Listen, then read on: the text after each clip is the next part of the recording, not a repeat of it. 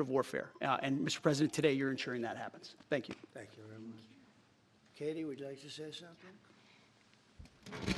Mr. President, we are grateful for your leadership on this and restoring Space Command to its rightful home in Huntsville, Alabama. This delegation has worked together, both chambers, both parties, to make sure that Huntsville was the place that Space Command called home. As was mentioned, obviously the Biden administration chose to make this political. What we want to do is put the safety and security of Americans first. We want to make sure that our warfighter is put first, and we want to make sure that America continues to lead. And today, Mr. President, you've allowed that to happen. Thank you. Thank you very much.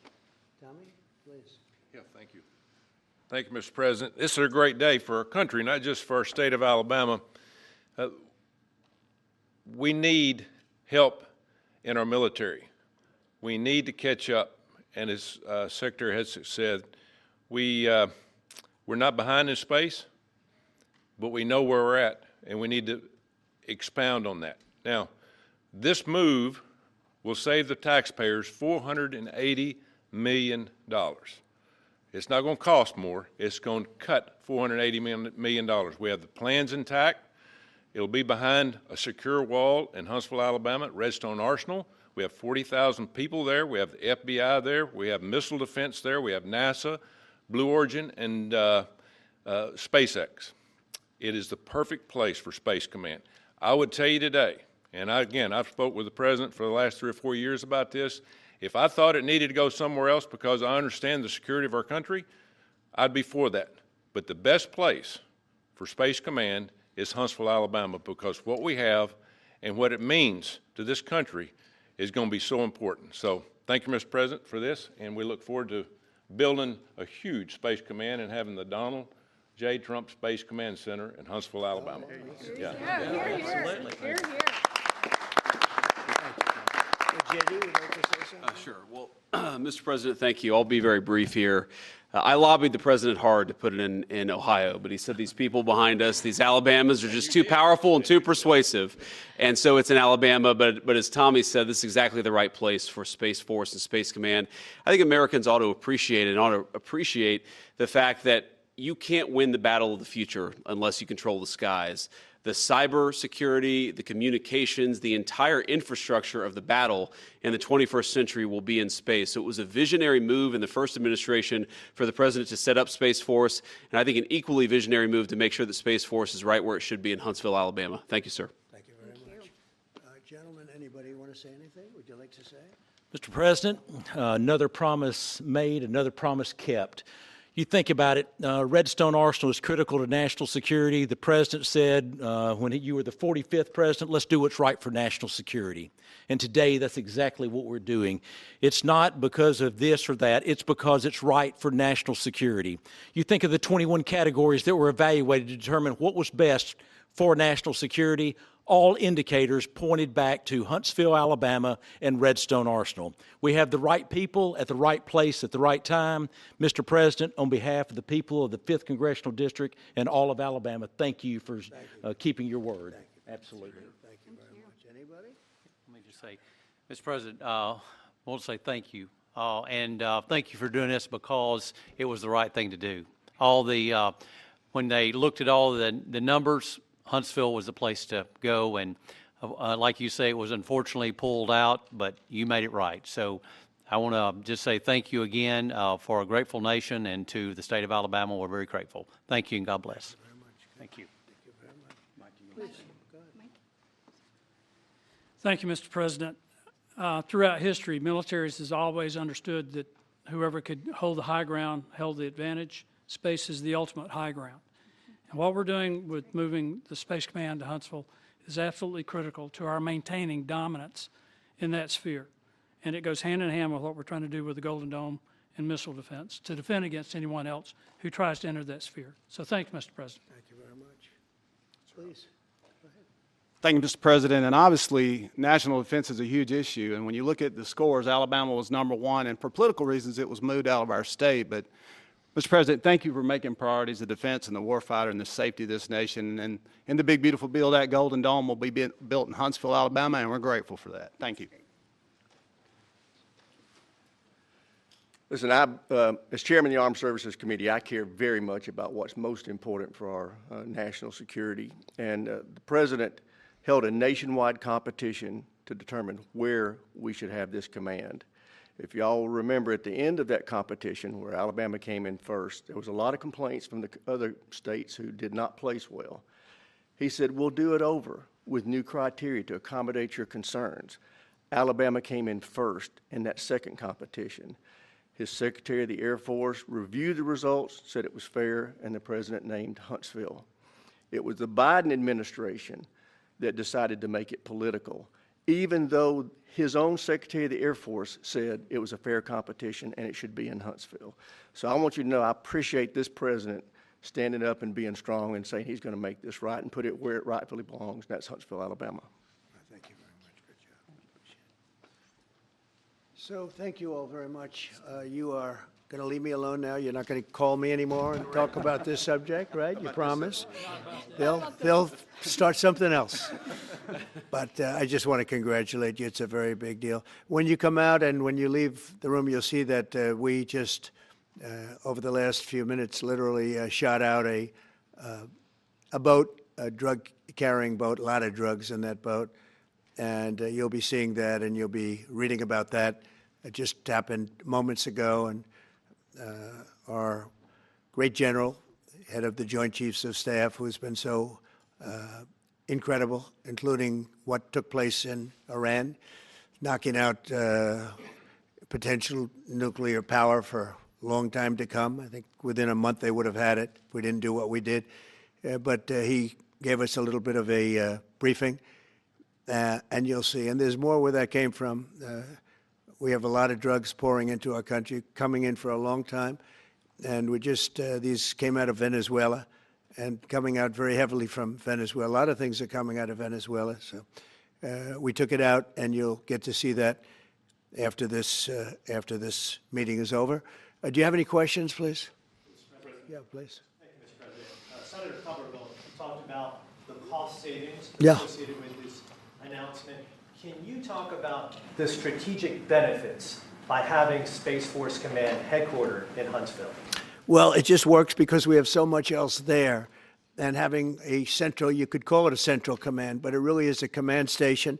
Also, even locationally, where it is, and when you think about flying distances, if you can save a half an hour as fast as some of these planes go and things go, and even the rockets go, if you can save by having the best location. So we went out, as you know, to experts, and we had 4 different groups of experts. They all said this was the best location.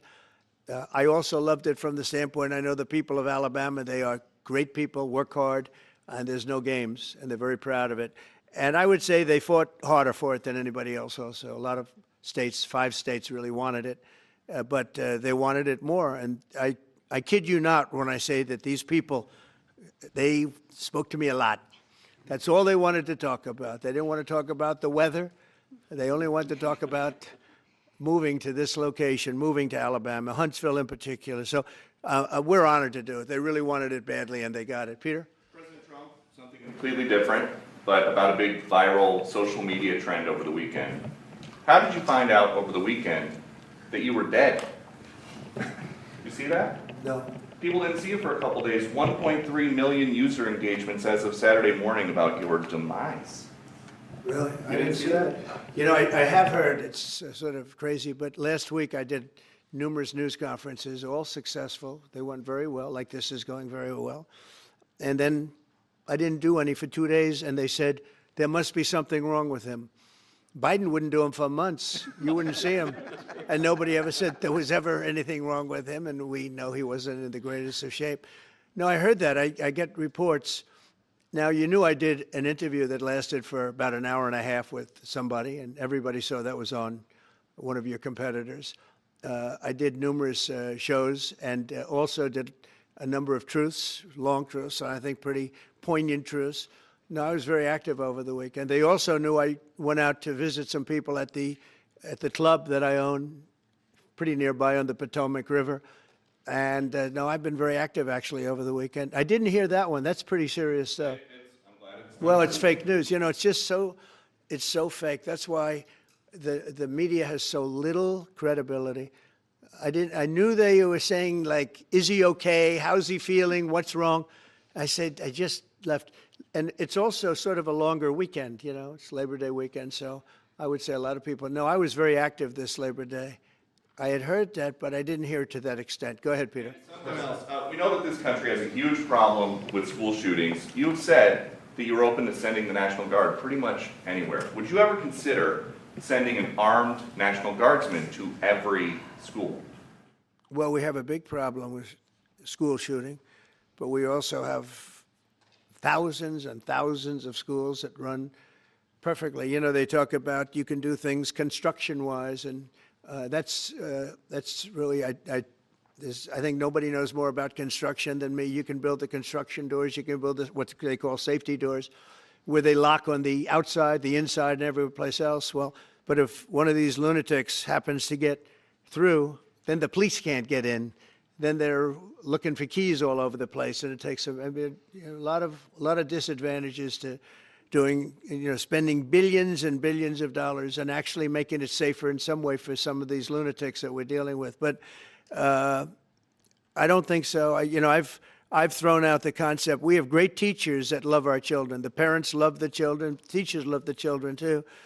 And if you took a small percentage of those teachers that were in the military, that were distinguished in the military, that were in the National Guard, et cetera, and you let them carry, that's something that a lot of people like. I sort of liked it. It'd have to be studied, but they're trained.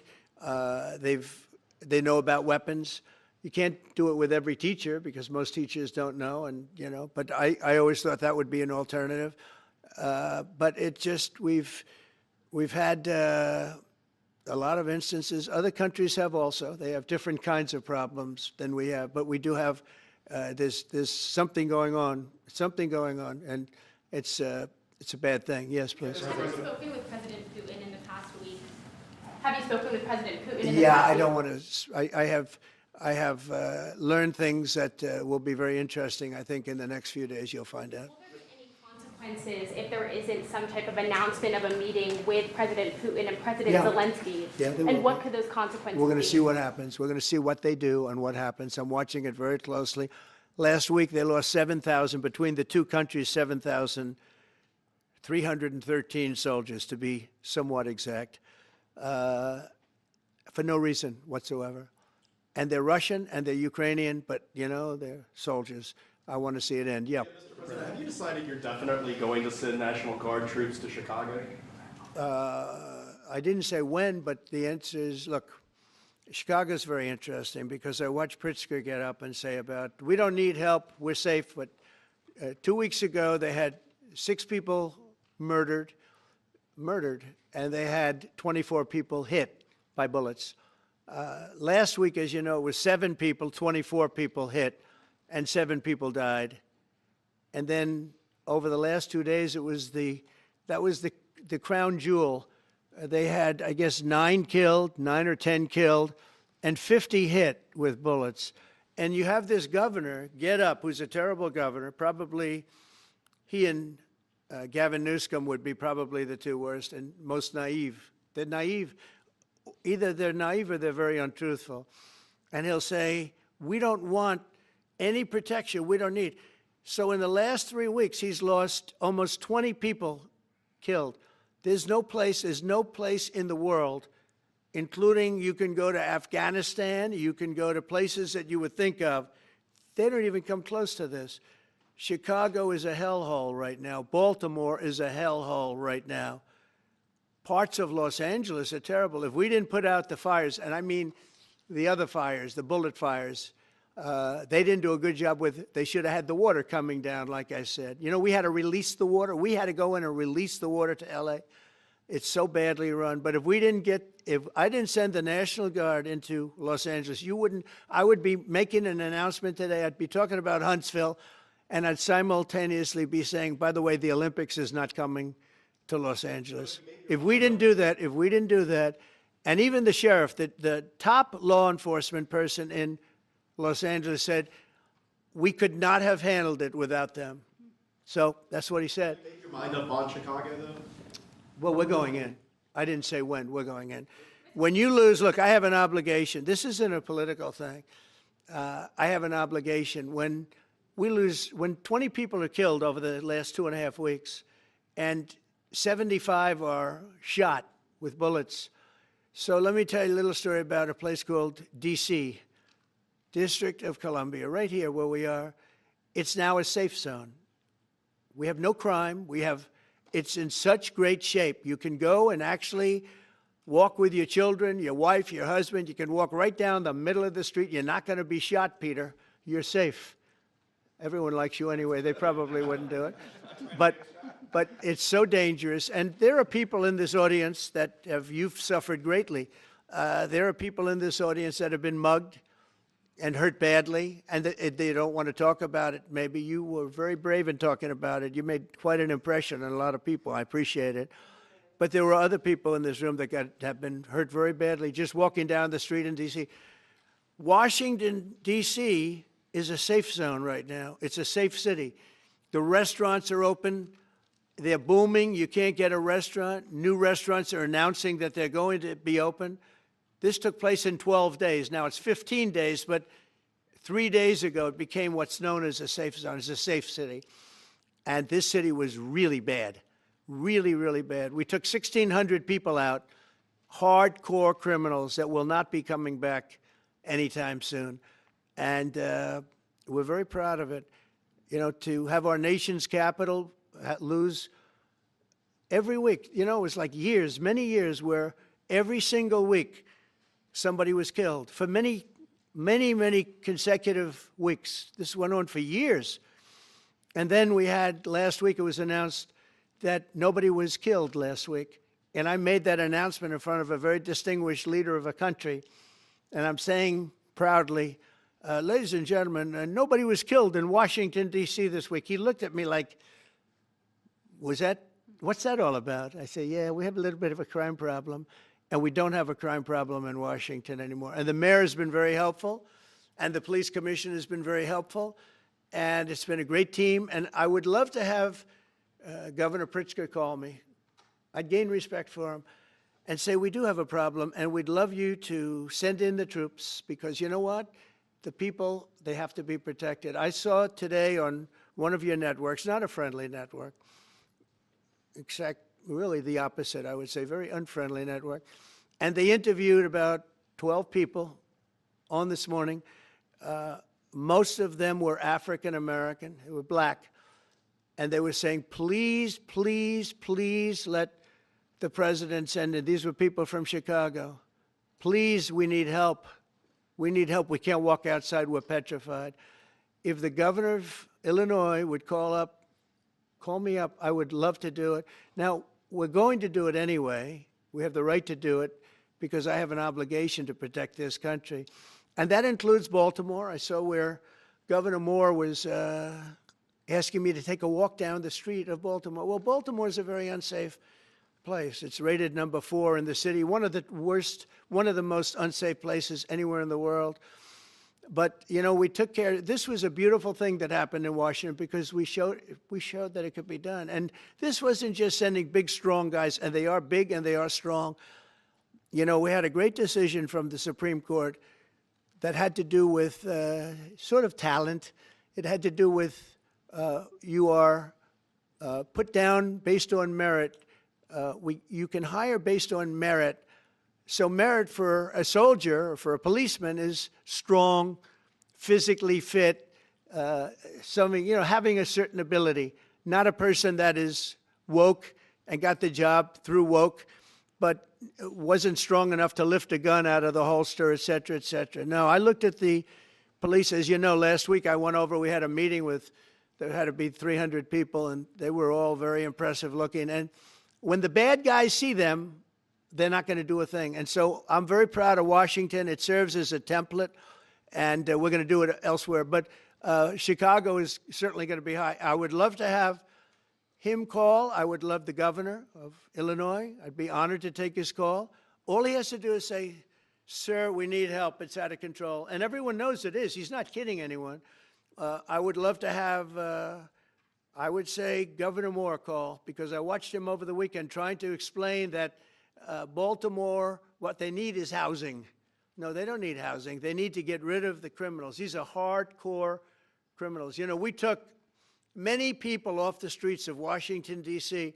They're hardcore. They're not going to be good. In 10 years, in 20 years, in 2 years, they're going to be criminals. They were born to be criminals, frankly. They were born to be criminals, and they're tough and mean, and they'll cut your throat, and they won't even think about it the next day. They won't even remember that they did it. And we're not going to have those people. Washington, D.C. is now a safe zone. It's a safe place, and you can walk, Katie, you can walk right down the street with, by the way, one of the biggest human beings I've ever seen, which is her husband. He was a football player for like 11 years in the NFL. He's a big person. But big doesn't mean anything when they have guns and when they have knives and everything else that they have, right?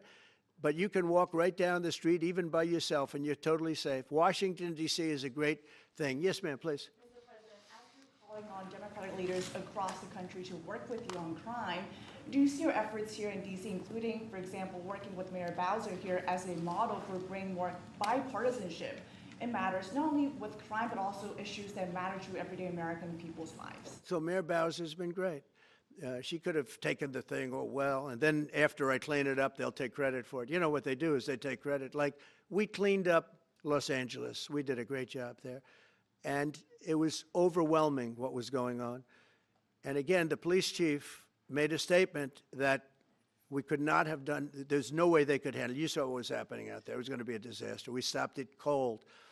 If we didn't do that, would have been a very sad day. And you know, remember, we have the Olympics, we have the World Cup, we have all these things coming, and we have 250, all of these things coming. But I watched Newsom get up and say, he's doing a great, he's not, we're the ones that did it, and that's okay, whatever it takes, but the main thing is but he got up and said, we did it. Well, he didn't want us there, and he's going to need us again because it's starting to form again. I see it. It's starting to form again. You know, we have to maintain. It's like maintenance on an airplane. You can buy it, but you have to maintain it. And if you don't maintain it, a good plane becomes very unsafe very quickly. So it's an honor to do it. A lot of presidents wouldn't do what I'm doing. I don't need this heat, but when I watched television last night and I'm watching the news and I see that 9 people were killed in Chicago and 54 were badly wounded with bullets, I say, that's not this country. We have to do something. And I do say this, I say this very much. I'm not speaking to anybody but them right now.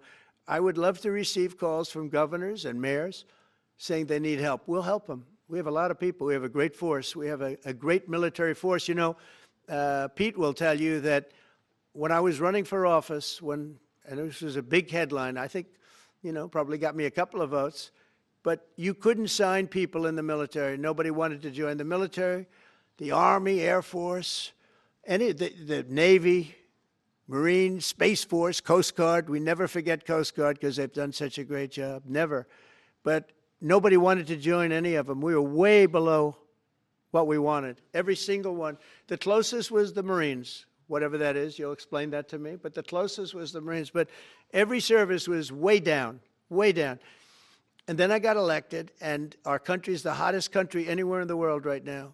Everybody's talking about the USA. They're talking about the job that we're doing. Everybody. We have the best economy.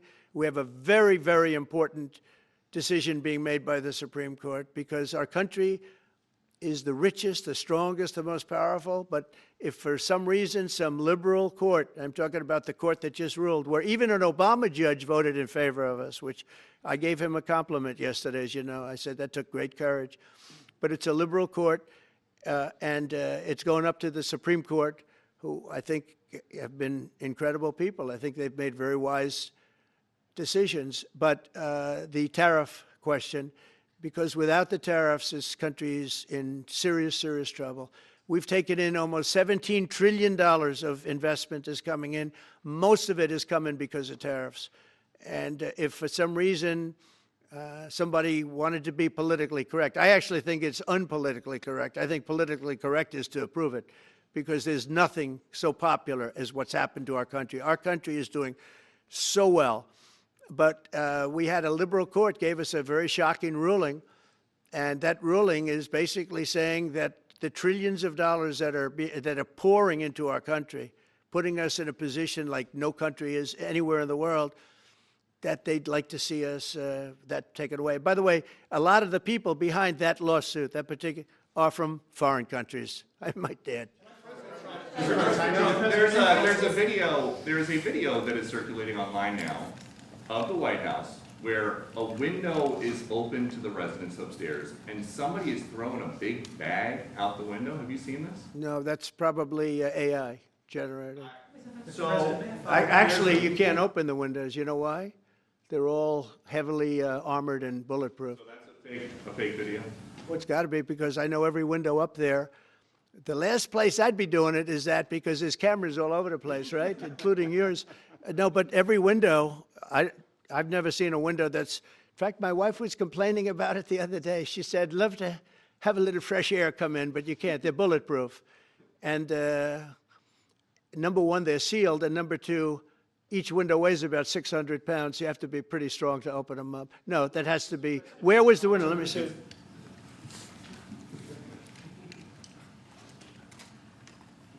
Maybe from the renovations. Which is the window? It looks like this is on the 15th Street side, I think.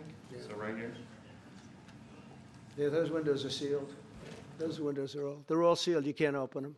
What you were saying regarding the federal. It's the kind of thing they do. And one of the problems we have with AI, it's both good and bad. If something happens really bad, just blame AI. But also they create things, you know, it works both ways. If something happens that's really bad, maybe I'll have to just blame AI. But there's truth to it, because I see so many phony things. I saw something as I was growing up, from the time I was a baby till now. I said, who did that? It was AI generated. So it's a little bit scary, to be honest with you. But those windows are all very heavily sealed. Thank you, Mr. President. I want to follow up with what you were saying regarding that federal appellate court that ruled against you and your administration as it relates to your ability. Well, they ruled against our country, the court, and they ruled against us before. It's a very liberal court. You called it highly partisan in your Well, social it certainly media posts. is. It certainly and in is. fact, it was along ideological lines, 7-4. Well, except that we actually got one of the Obama judges that was appointed by President Obama voted in favor of the tariffs, because he felt it was imperative for our country to thrive and survive even. And I gave him credit. I said, you know what? That took a lot of courage for him to do it, because you don't see that often. So my question is, I suspect you're going to appeal that all the way to the Supreme Court. Well, we already have, yeah. In fact, we're doing something else. We're going to be going to the Supreme Court, we think, tomorrow, because we need an early decision. I mean, look, the financial fabric of our country, we're a rich, incredible country right now, and we're able to, you know, other countries use tariffs on us for years, and we never did. I did a lot during my first term, but then we had COVID, and we had to focus on other things. You couldn't be tariffing Italy, Spain, France, as they were dying by the thousands and millions. But we did with China, and China paid us billions and billions of dollars. And I started the process, but then I had to end it a little bit because of COVID. We focused on that. But no, it's a very important decision. And frankly, if they make the wrong decision, it would be a devastation for our country. We've taken in trillions of dollars. And by the way, all these countries signed agreements, as an example. They signed, they're all happy, everybody's happy. But some whack job put in a lawsuit. It went before a very liberal court, and the liberal court ruled, it was 11, they ruled 7-4, with one of the most liberal of them all voting in our favor, because they're patriots. I think I give tremendous credit to that judge. And now it's going to the Supreme Court. Now we're going to be asking for early admittance. We're going tomorrow, and we're going to ask for an expedited ruling, because, you know, when you look at the stock market's down today, the stock market's down because of that, because the stock market needs the tariffs. They want the tariffs. If you look at AI, all of those, you know, all of that money that's going to be invested, trillions and trillions of dollars, the biggest thing, bigger than the internet, I suspect. It's the internet plus 3 or 4 other things combined. We are leading very substantially with AI. We're leading because of tariffs. We're leading because of talent, and this is where they'd like to be. But without the tariffs, we wouldn't have a chance because we wouldn't be able to protect those investments of the companies coming in. So if you took away tariffs, we could end up being a third world country. That's how big the ruling. So we're asking for an expedited ruling. As a backstop to that, President, you have a Republican-controlled Congress. You control the House. You control the Senate. Yeah, but we don't have 60 votes. We don't have 60 votes. You don't I'd love to think you do can get that. enough Oh, votes? if we had 60 senators, if we got the 60 votes, we would get them. But we need 60 votes, and we need, a certain number in the House. I think we'd get, I don't know, we have about 5 of them here. Would everybody agree with me on tariffs? Without tariffs, we're a different country. We have taken in so much money. And here's the thing. We signed a deal with Japan. They're paying us hundreds of billions of dollars. We signed a deal with South Korea. We signed a deal with the European Union. We signed a deal with Europe. And those countries are paying us $950 billion, and they're happy about it. They're okay. As one of them said, it's amazing that we got away with it so long. One of my friends, a leader of one of the countries, and they're fine with it. They all signed. If that ruling ever went against us, I guess we'd have to give back hundreds of billions. We would have to give trillions and trillions of dollars back to countries that have been ripping us off for the last 35 years. And I can't imagine it happening. On a legal basis, they have no legal basis whatsoever. But on a common sense basis, it would destroy America. Okay. We talked about controlling the sky. On Sunday, the satellite signal of Ursula von der Leyen's plane was alleged. With Ursula? Well, she had an interesting event. She's a tremendous woman. And so what are you asking me about her? NATO is concerned about it, about this. Sure, NATO is concerned about it. Well, nobody knows where it came from, but they did take away her ability to use a phone. Sometimes that's a good thing. Sometimes that could happen to me. I'd be very happy. Mr. President, reducing the tariffs on India from 50%. What does that mean? Are you considering taking away some of the tariffs that you've imposed on India? No, we get along with India very well. But India has, you have to understand, for many years it was a one-sided relationship. Only now since I came along, and because of the power that we have with tariffs, India was charging us tremendous tariffs, about the highest in the world. They were about the highest in the world, number one. And we therefore weren't doing much business with India, but they were doing business with us because we weren't charging them. Foolishly, we weren't charging them. So they would send in massive, everything they made, they'd send it in, pour it into our country. Therefore, it wouldn't be made here, which is a negative. But we would not send in anything because they were charging us 100% tariffs. And, I'll give you an example, Harley Davidson. Harley Davidson couldn't sell into India. There was a 200% tariff on a motorcycle. So what happens? Harley Davidson went to India and built a motorcycle plant. And now they don't have to pay tariffs. Same thing as us. So what we're doing is literally thousands of companies are coming into the U.S., car companies, AI, but, more traditionally, car companies. We have so many car company factories under construction or being designed right now. And they're coming from China, they're coming from Mexico, I must tell you, and they're coming from Canada, a lot of them coming from Canada. But they're coming into our country because they want to build here. And they want to build here for two reasons. Number one, they'd like to be here. And number two, the tariffs are protecting them. And number three, they want to avoid paying tariffs. When they build their cars here, they don't have any tariffs to pay. When you build here, you don't have any tariffs. Mr. President, Go ahead, in light of the Minnesota shooting last week, the Department of Homeland Security is now awarding more than $100 million to hundreds of faith organizations across the country to help them ramp up security. What's your vision for further protecting religious liberty across the country amid incidents of threats and violence? Religious liberty is so important, and we're talking about every religion now, and we're doing things on that nobody else has ever done, and we're going to be having a big announcement in about 2 weeks on that question. Yeah, please. On Space Command, sir, are you concerned that people may not be willing to relocate from Colorado to Alabama? No, I'm not worried. It will get somebody else. The problem with Colorado is they have a very corrupt voting system. I have so many friends in Colorado. Anytime you have mail-in voting, you have corrupt elections. Very simple. It's very simple. Even Jimmy Carter said it with his commission. They set up a commission with him and Scoop Jackson and some people, highly regarded people. And they said the one thing, the finding was, if you have mail-in voting, you will have corrupt elections. Well, your radical left governor decided that he was going to have all mail-in voting in Colorado. Once you have all mail-in voting, and for whatever reason, the Democrats cheat. And they cheat like, you know, they're not stupid. That's the only thing. They're no good on policy. They're no good on management. They're no good at government. But they're great at cheating. And they stick together, too. I give them credit for sticking together. Please. Obviously, this is a big win for national security, moving this to Alabama. We've all can agree with that. Big. Is there any idea of the economic impact this has on the state and on that local area? Katie, do you want to answer that? Look, I mean, this, go ahead. Please go.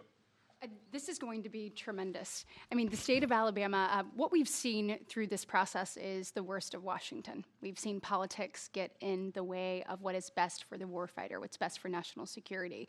And the state of Alabama is about to show the country the best among us. So we know the economic impact is going to be tremendous. There at Redstone Arsenal, we're proud to house everything from the FBI to headquarters there for material command to a number of things. We obviously have NASA with Marshall Space Flight Center, and so this naturally fits within. When you look at the decision matrix that they placed in front of us, that's why we ranked so high, is because we have the resources necessary and the ability to build out quickly to meet the needs in front of us. As far as economic impact, it would be tremendous. Does anybody have an exact number? 1,600 jobs. 3,000 spin-off. With 3,000 spin-off. Look at this. This is teamwork right here. So we are really proud, and the people of Alabama are ready to get to work. And I've got a housing question, if you could, just for a second, Mr. Yeah, President. please. Owning a home and going about the American dream seems like it's out of touch for a lot of Americans. Just recently, you pushed out a statement about addressing an emergency housing situation. That's right. We're thinking about doing that. Yeah, can you just... Well, we need a little help from the Fed. We have a man named Jerome Too Late Powell. You probably heard of him. He's too late. He's way too late. And the economy is so strong that it's pushing through that. Normally, it would have been much tougher, but we're doing so well that we're pushing through it. But it makes it very hard for people to get mortgages because too late is too late. Very simple. He's too late. And probably political, whatever. He wasn't too late before the election. Before the election, he was cutting rates, right? Because he was hoping that, I guess, Biden would get in or that Kamala would. He was a big Biden guy. Explain that one. And then he was a Kamala person. But he was hoping, I guess, she'd win, I guess. I don't know. It didn't work out too well. But, yeah, we need a very serious cut. You know, I think that if you look back many decades ago, the United States was always the lowest, even if they were doing badly. The United States was, because without the United States, everything in the world would die. It's true. It's so powerful. It's so big. And I made it really big in the first 4 years. Then it started to degenerate with what this Biden administration did. But we've built it up to a level that I never thought we could be at this quickly. We're the hottest, we're the best financially. The money coming in is so big because of tariffs and other things, but because of tariffs. Tariff gets us even those other things. Plus, it gets us great negotiating. I settled 7 wars, and numerous of those wars were because of trade, and numerous of the trade deals that I made were because of tariffs. It gives you a great negotiating ability. If that ability were taken away from us by a liberal court acting on essentially foreign nations, asking to get help from the United States government, when they've been doing this to us for 40 years, that's why we have $38 trillion in debt. We won't have it for long if they let us, if they allow us to do what everybody knows we should be able to do. Yeah, please. Mr. President, another Biden-era action that you're now reversing is that you signed a deal last week to make federal buildings adopt and embrace classical architecture styles again. Can you talk to us about why you do that, and also what's your vision? Well, we want to see beautiful buildings. Now, you know, it's in the eye of the beholder. I've seen architectural reviews over the years. I'm an expert at it. I've gotten a lot of great reviews. But I've seen buildings that I didn't think were very good get great reviews, and I've seen great buildings get bad reviews. So, but it's just a standard. We want to have a good standard. We're building something here, you know, for 150 years they've wanted a ballroom at the White House. We're doing something at the highest level, using great architects and all. And, you know, it's very exciting. But we have a lot of interesting things happening architecturally in D.C. And D.C. is like a different place. And, you know, even the contractor said, sir, we walked down today, we feel like much safer. It's like a different place. Washington, D.C. is great. Now, we're going to also beautify it. We're going to put a topping on the roads. We're not going to rip them apart and take 4 years to build a road that was exactly the same by the time you build it. But we're going to put toppings. We're going to put new medians in. We're going to get the graffiti off. We're going to put tiles up in the tunnels where the tiles are missing. We'll do the whole tunnel instead of, you know, a little area where you see new tiles, old tiles that never look too good, but they could use it. You know, they've been up for 50 years. They've served their duty. But we're going to make this within about a 20-mile radius from the White House. We're going to have this place spick and span. It's going to be crime-free, and it's going to be spick and span. It's going to be, you'll be proud of Washington again. Go ahead, please.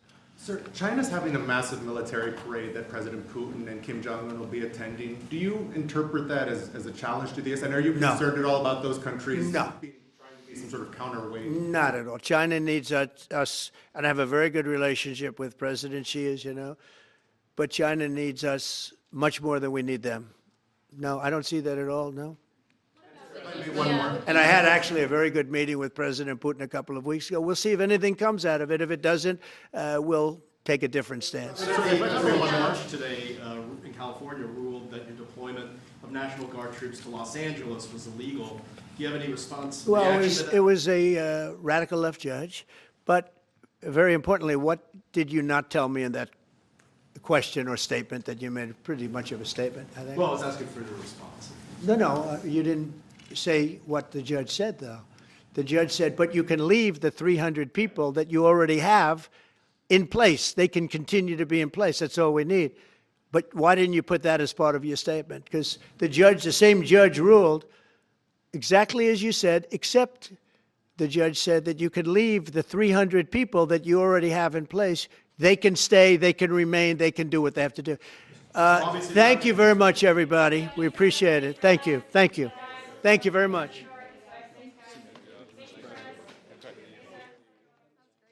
Thank you, guys. Thank you, press. Thank you. Thank you. Let's head out. Let's go, guys. Thank you. Thank you, press. Thanks, guys. Let's go. Let's go. Keep going. Thanks, guys.